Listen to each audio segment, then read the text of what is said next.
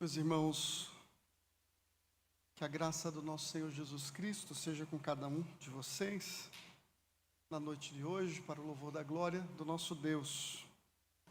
Nós vamos abrir a palavra do Senhor em Mateus, no capítulo 2, e vamos pregar com base nesta passagem de Mateus 12, do 13 ao 23. Então peço que os irmãos acompanhem a leitura da palavra do nosso Deus com toda reverência. Assim nos diz a santa, inspirada palavra do nosso Deus. Tendo eles partido, eis que apareceu um anjo do Senhor a José em sonho e disse: Dispõe-te, toma o menino e sua mãe, foge para o Egito e permanece lá, até que eu te avise, porque Herodes há de procurar o menino para o matar. Dispondo-se ele, tomou de noite o menino e sua mãe e partiu para o Egito. E lá ficou até a morte de Herodes, para que se cumprisse o que fora dito pelo Senhor, por intermédio do profeta: do Egito chamei o meu filho. Vendo-se iludido pelos magos, enfureceu-se Herodes grandemente, e mandou matar todos os meninos de Belém, de todos os seus arredores, de 2 anos para baixo, conforme o tempo do qual, com precisão, se informara dos magos. Então se cumpriu o que fora dito por intermédio do profeta Jeremias. Ouviu-se um clamor em Ramá, pranto, choro e grande lamento. Era Raquel, chorando por seus filhos, inconsolável, porque não mais existem. Tendo Herodes morrido, eis que um anjo do Senhor apareceu em sonho a José, no Egito, e disse-lhe: Dispõe-te, toma o menino e sua mãe, e vai para a terra de Israel, porque já morreram os que atentavam contra a vida do menino. Dispondo-se ele, tomou o menino e sua mãe, e regressou para a terra de Israel. Tendo, porém, ouvido que Arquelau reinava na Judéia, em lugar de seu pai Herodes, temeu ir para lá, e por divina advertência, prevenido em sonho, retirou-se para as regiões da Galiléia, e foi habitar numa cidade chamada Nazaré, para que se cumprisse o que fora dito por intermédio dos profetas: ele será chamado Nazareno. Até aqui a leitura da palavra do nosso Deus, irmãos. Vamos orar pedindo a iluminação do nosso Deus. Bondoso Pai, nós oramos ao Senhor neste momento, agradecidos, porque o Senhor nos tem guiado, o Senhor nos tem amado, o Senhor tem cuidado da Tua igreja. E por isso queremos agradecer ao Senhor e pedir que o Senhor nos abençoe nesta noite. Que o Senhor fale ao nosso coração pela Tua palavra, iluminando-nos e abrindo o nosso entendimento para o louvor da Tua glória. Em nome de Jesus. Amém.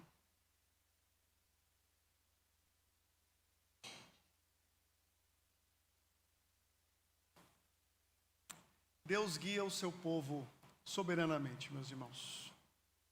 O Natal trata desse assunto. O Natal não é uma história de 2000 anos.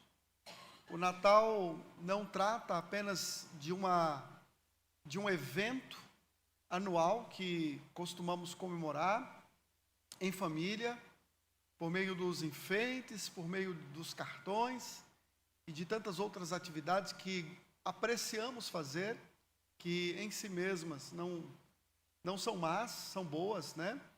Mas o Natal não é uma coisa apenas deste momento.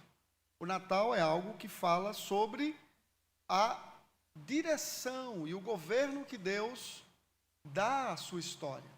Deus guia a história. Deus controla soberanamente a sua história.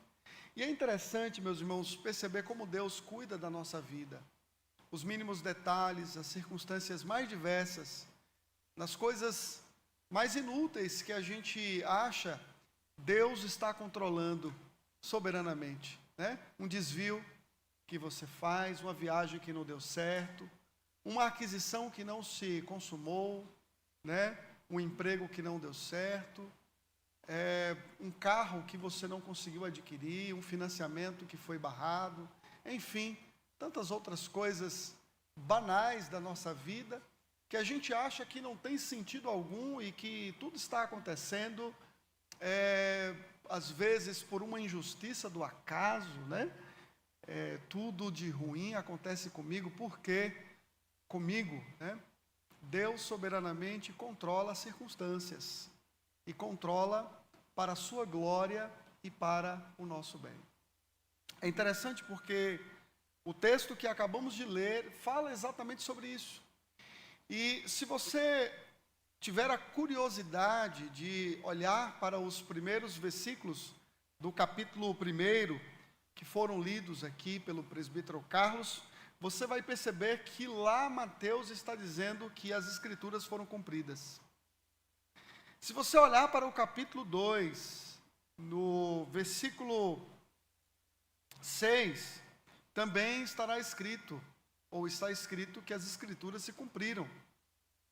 Do 13 ao 15 também, as escrituras se cumpriram. Do 16 ao 18, as escrituras se cumpriram.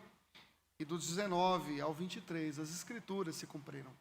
A palavra do nosso Deus está se cumprindo, ou se cumpriu. E Deus, soberanamente, controlou a sua história, ajustou o tempo e as circunstâncias para que a sua palavra, que é fiel e soberana, fosse plena e perfeitamente cumprida, para a glória do nome dEle, para o louvor da glória do seu Filho e para a nossa salvação, para a nossa edificação. Portanto, Deus guia soberanamente a história da redenção. Eu gostaria de pregar sobre isso nessa noite. E nós aprendemos aqui, em primeiro lugar, que Deus revela sua proteção providencial na vida do seu Messias. É o primeiro ensino desta passagem. O que nós podemos aprender da ação de Deus na história da redenção? O que você e eu podemos aprender? Exatamente isso. Deus revela sua proteção providencial. Deus protege o seu povo. Deus protege o seu Cristo do mal. Veja que o contexto da nossa passagem é exatamente esse. O Senhor Jesus Cristo nasceu, Ele foi adorado pelos pastores, muitas pessoas foram ali visitá-lo, o povo ficou admirado pelo testemunho dos pastores. Tempos depois, os magos chegaram na casa, não mais na manjedoura, mas agora na casa do Senhor. Alguns dizem aqui que possivelmente de 6 meses para cima, Jesus já tinha, era a idade do Senhor. E então os magos chegam em Jerusalém e eles geram uma preocupação muito grande no coração do povo, da liderança de Israel, porque eles anunciam: olha, nós viemos aqui para adorar o recém-nascido rei dos judeus. Nós viemos para adorá-lo. Eles perguntaram e falaram isso exatamente para Herodes, Herodes o Grande, um homem terrível, vil, mau, capaz de matar seus próprios filhos, parentes e tantos outros. E então, quando os magos chegam até a casa do Senhor, há uma ordem do Senhor para que eles não voltem para Jerusalém, mas que eles busquem outro caminho.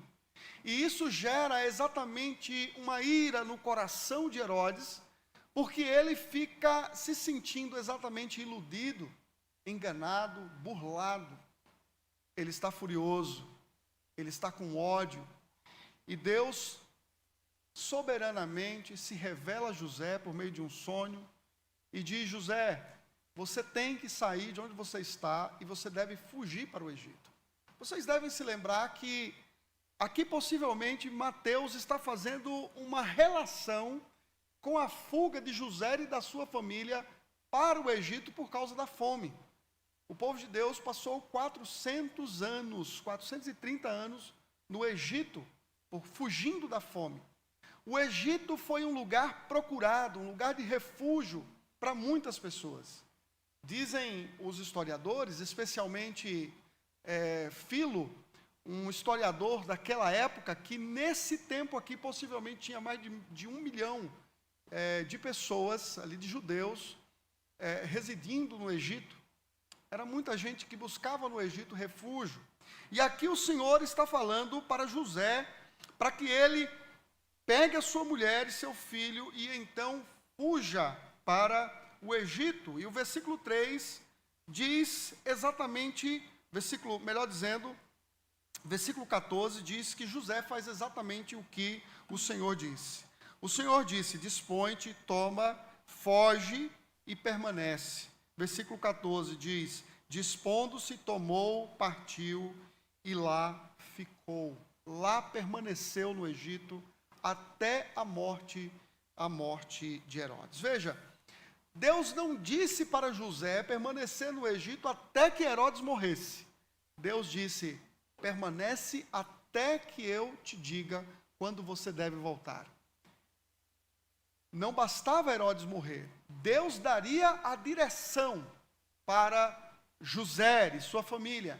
Era a ordem divina, não apenas a morte de Herodes.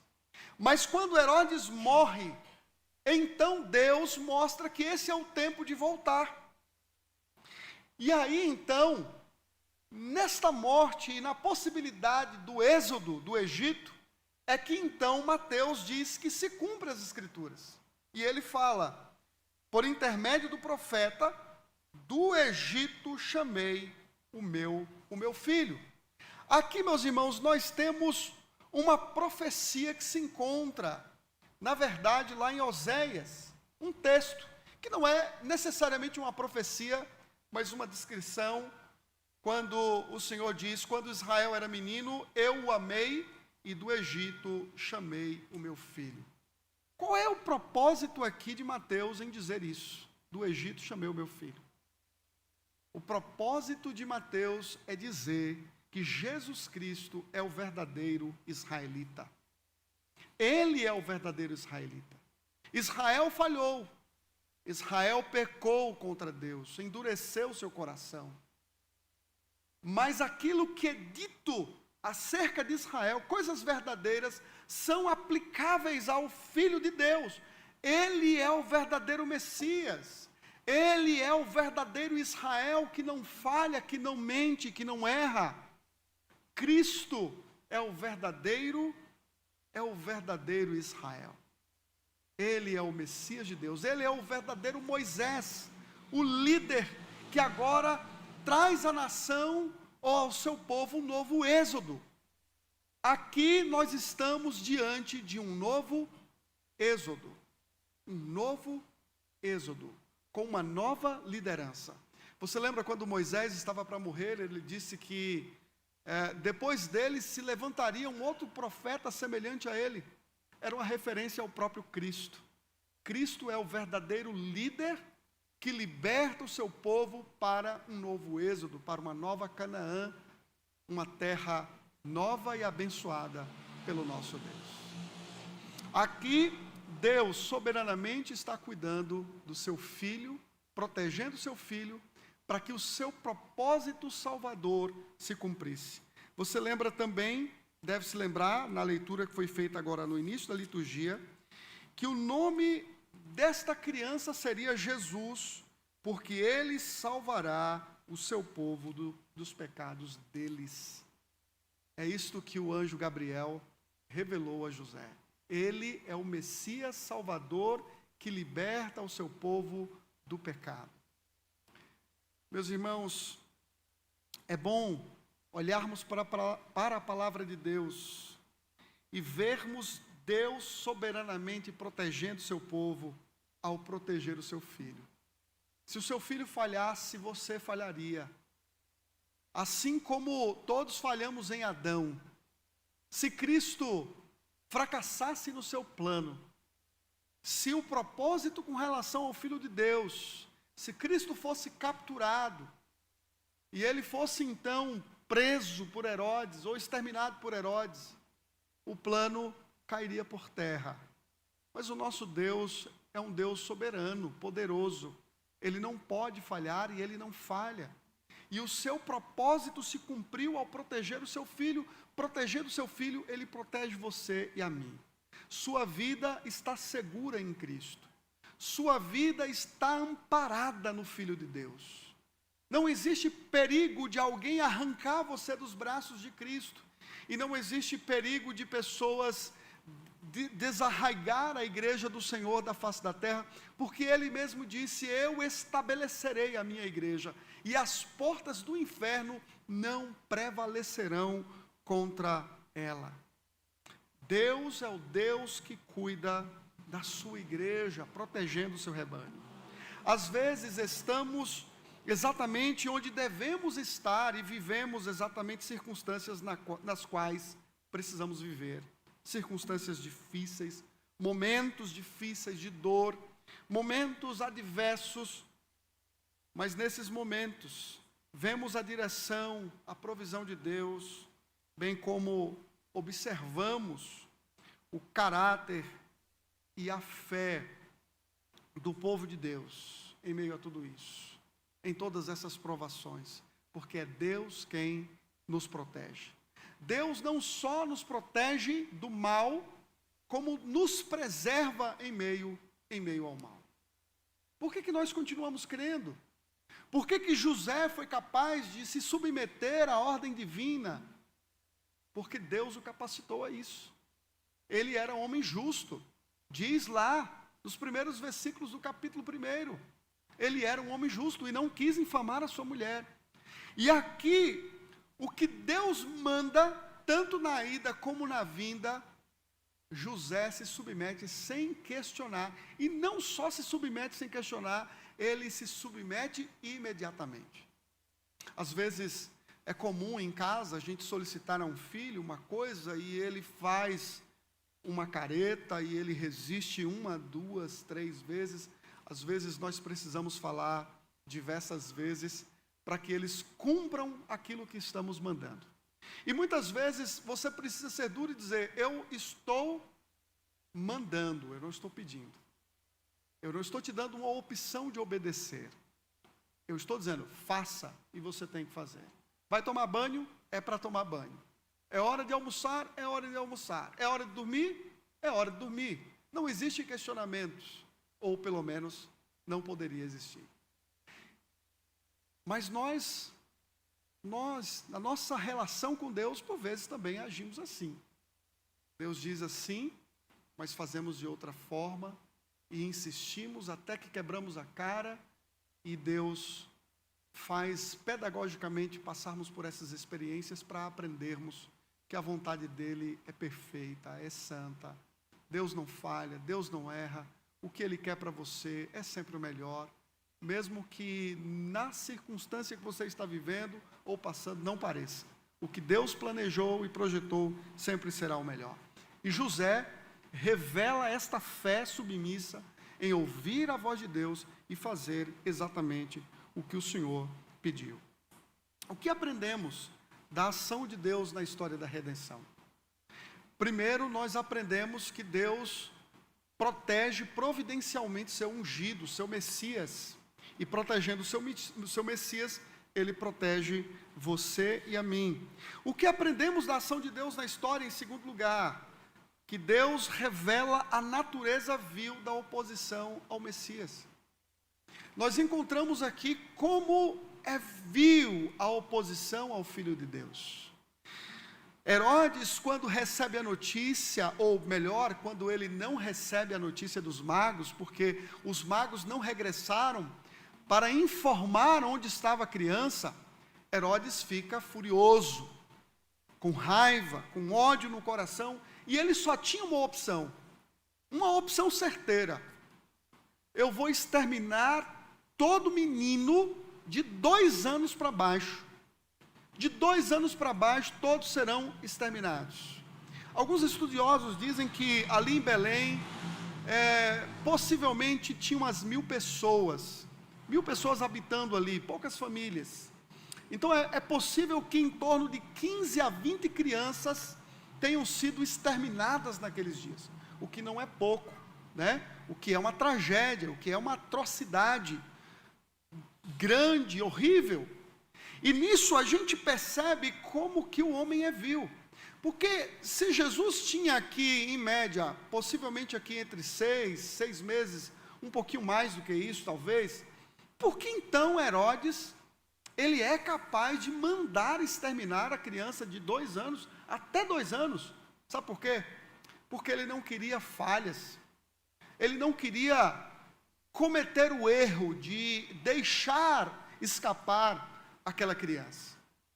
Então aqui nós encontramos todo o projeto, todo o planejamento vil da parte desse homem. Nós sabemos, por meio do livro de Apocalipse, que o próprio dragão perseguiu a mulher no deserto, como figura, a mulher como figura da igreja, né, e apontando exatamente para o nascimento, a igreja que nasce em Cristo. O dragão perseguiu, e o dragão nada mais é do que o próprio Satanás perseguindo a igreja de Cristo. O que nós encontramos aqui nesta passagem é um homem vil, de natureza ruim, quebrada, arruinada pelo pecado. Mas nós encontramos também Satanás agindo para destruir o Filho de Deus. Ele tentou fazer isso aqui, ele vai tentar no capítulo 4, e ele tentará por todo o ministério de Cristo. Meus irmãos, a nossa vida cristã, por vezes, é marcada pela oposição. Às vezes você pode ser rejeitado nesta vida ou nesta sociedade pelo simples fato de você carregar uma Bíblia na mão.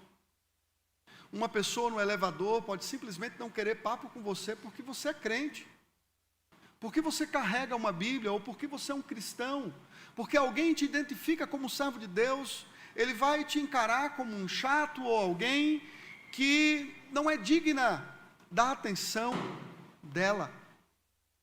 Por vezes seremos perseguidos, e perseguidos de forma dura e vil, pelo simples fato de sermos o povo de Deus. Não espere uma vida tranquila neste mundo. Não espere relações tranquilas com esse mundo. Porque assim como ele se opôs a Cristo, assim como ele perseguiu a Cristo, ele vai perseguir você também. Ele vai se opor a você também. Uma igreja que não recebe nenhuma oposição do mundo está errado, alguma coisa está errada. Porque a nossa fé anda na contramão do mundo. Nós vivemos uma contracultura. A nossa forma de pensar, de falar, de agir é muito diferente. A maneira como comemoramos as nossas bênçãos é bem diferente da maneira como o mundo comemora. Bem diferente. Porque você pensa diferente. Existe um contraste, ou melhor, existe uma inimizade entre a semente santa e a semente do mal. A semente da mulher e a semente da serpente. Existem 2 descendências nesta história, nesse mundo, uma se opondo à outra. Nós pertencemos à semente santa do povo de Deus, lavados e redimidos no sangue de Cristo. E este mundo caído e quebrado, aqueles que são seguidores de Satanás, escravizados ao pecado, eles vão se opor a nós. E aqui Deus está revelando a natureza vil.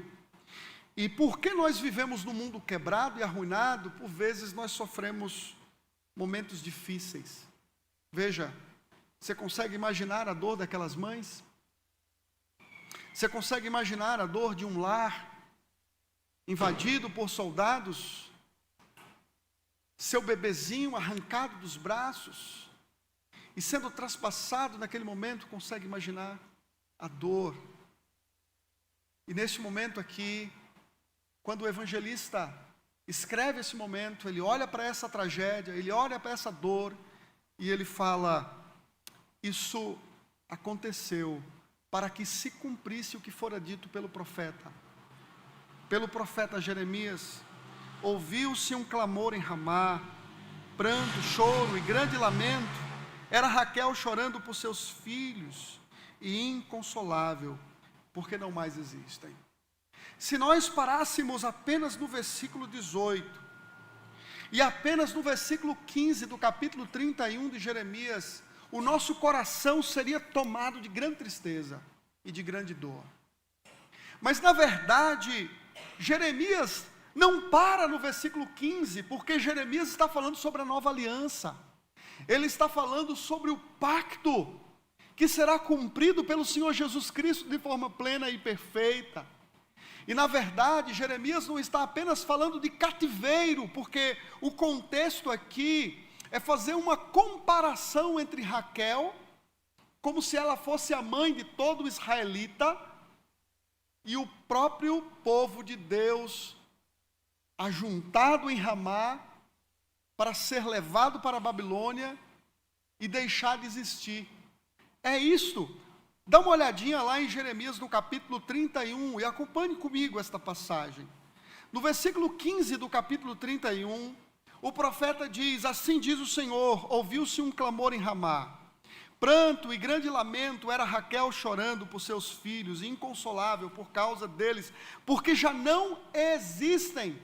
Ramá era uma cidade que fazia divisa entre Judá e o reino norte, o reino sul e o reino norte. Os babilônios, quando invadiram, colocaram todos os cativos reunidos em Ramá para serem transportados para a Babilônia.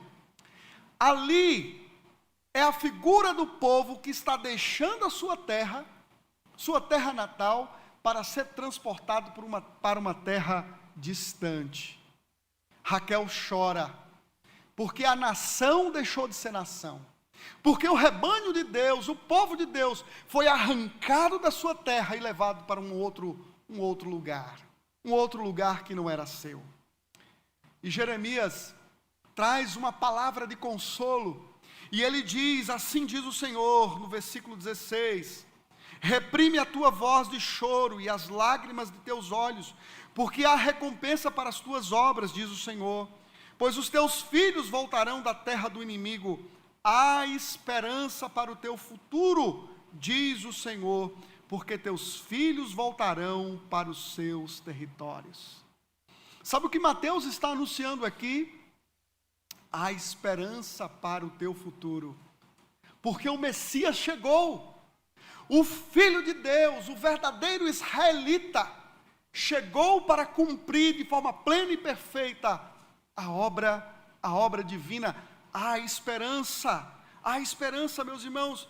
Acabou o cativeiro foi destruído, não há mais cativeiro, porque o Senhor concluiu o triste exílio.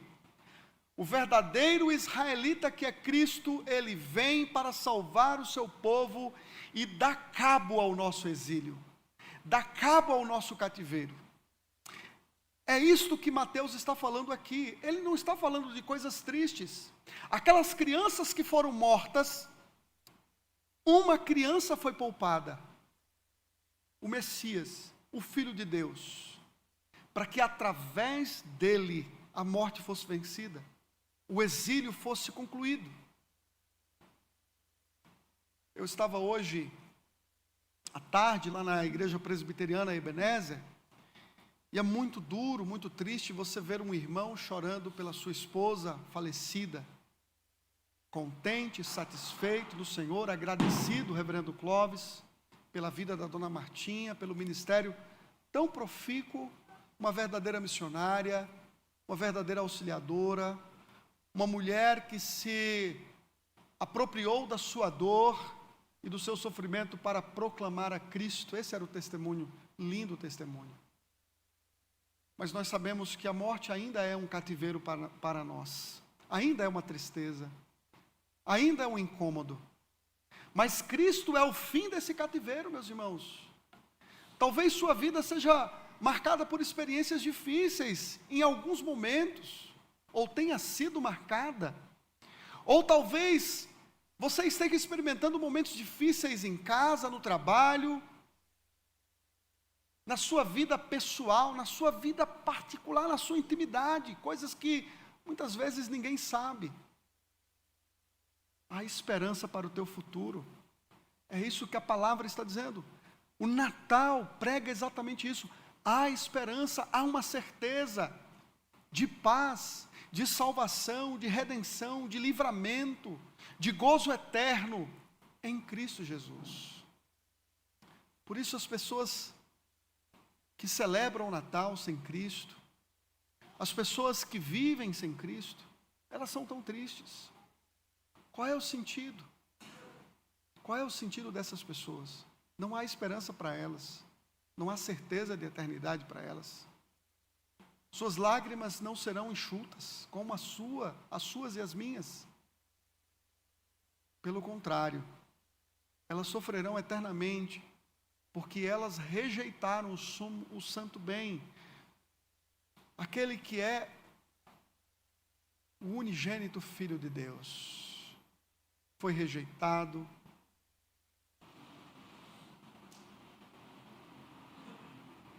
Cristo é o fim do nosso exílio. Então resista à oposição. Por mais vil que ela seja, olhe para Cristo, porque Ele é a tua esperança e a tua salvação. O que aprendemos da ação de Deus na história da redenção? Aprendemos, em último lugar, que Deus revela sua sabedoria na escolha do seu Filho para sofrer vicariamente pelos nossos pecados.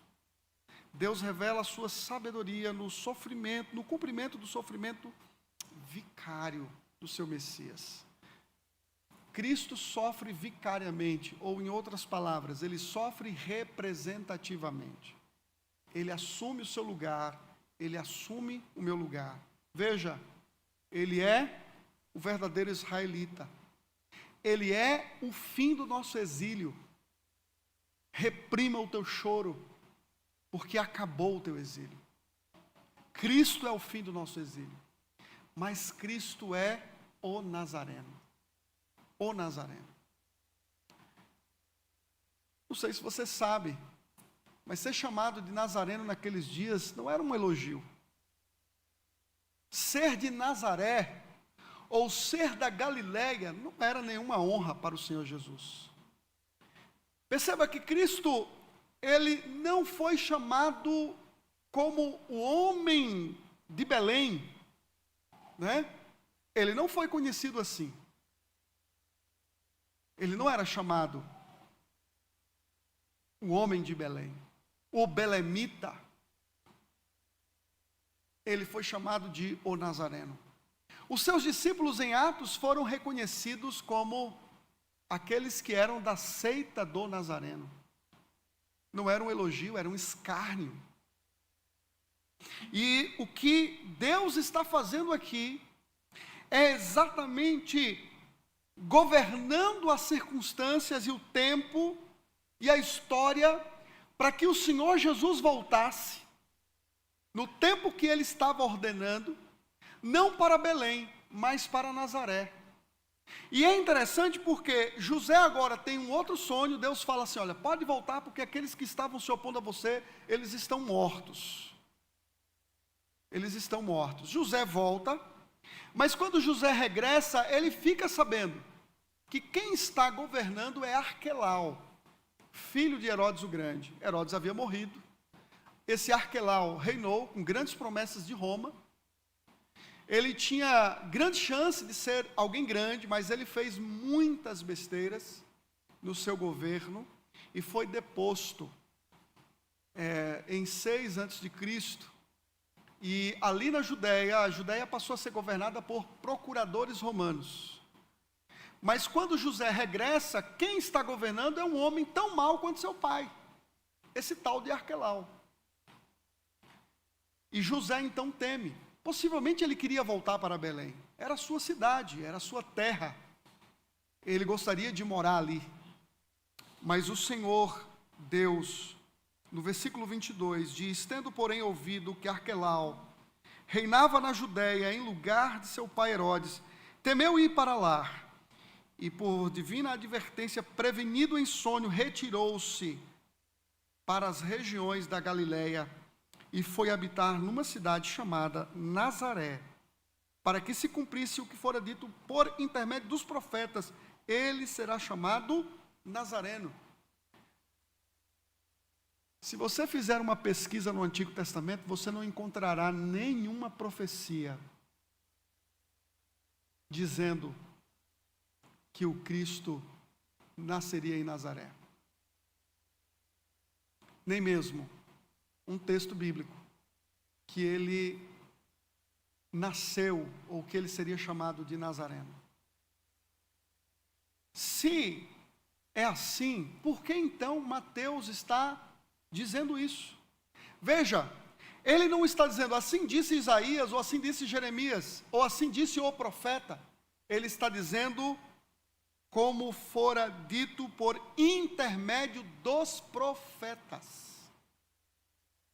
Nos profetas maiores e nos profetas menores, nós não encontramos uma citação exata, como encontramos em Oséias, em Isaías, como encontramos aqui em Jeremias, não encontramos. Porque, na verdade, Mateus não está preocupado com uma citação exata.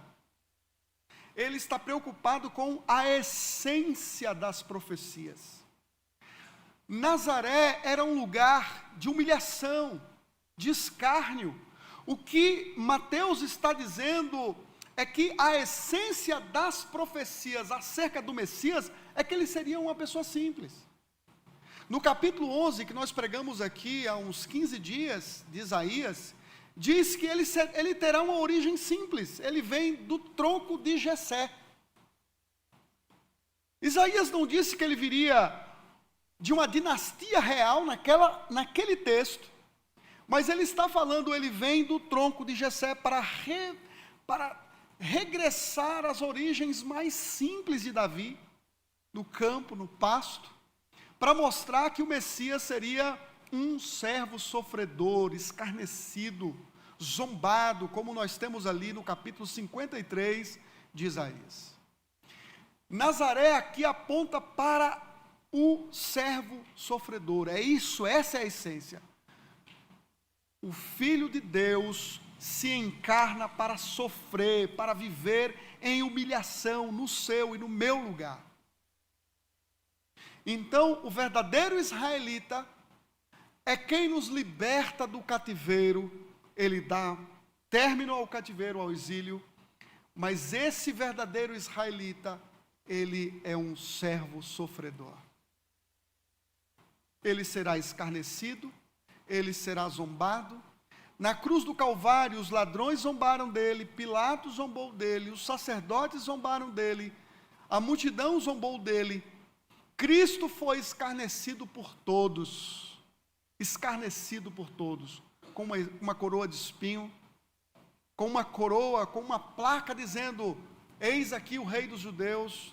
Tudo isso apontava para o sofrimento do Messias. Que amor profundo Deus teve pelo seu povo. A que ponto o Senhor foi, por causa do amor dele, por nós em Cristo Jesus. Capaz de humilhar e de jogar o seu Filho ao escárnio, para que nós pudéssemos usufruir de uma relação filial com Ele. Nós somos filhos de Deus. Somos o povo de Deus. Como não ter um coração agradecido, meus irmãos? Como não ter um coração cheio de adoração? Como não ter um coração marcado pelo louvor? Como não ter uma vida consagrada como a de José? Como não ter? Como não ser servos obedientes diante de tamanho amor?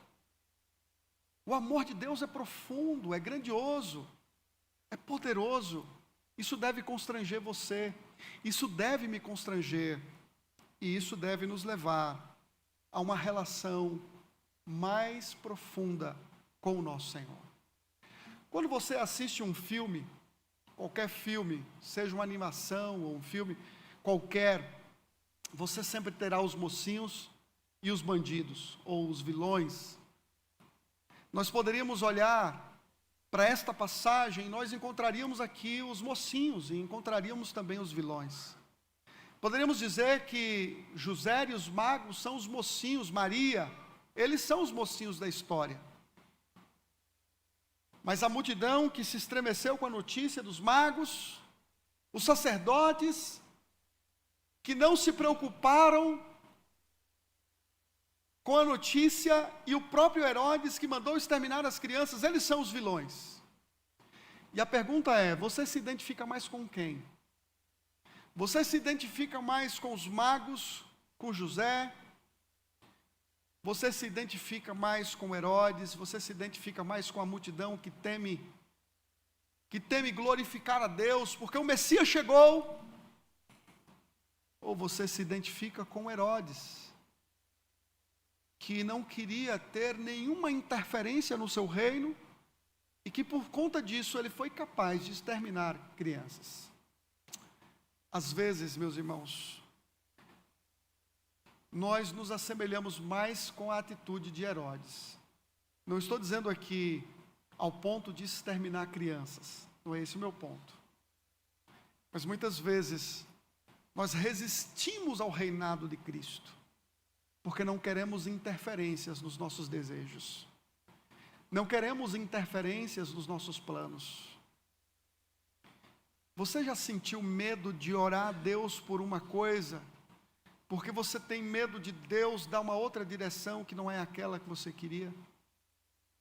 Eu quero tanto aquela coisa.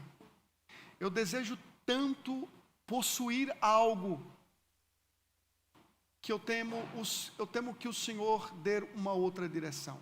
Eu quero porque quero desse jeito.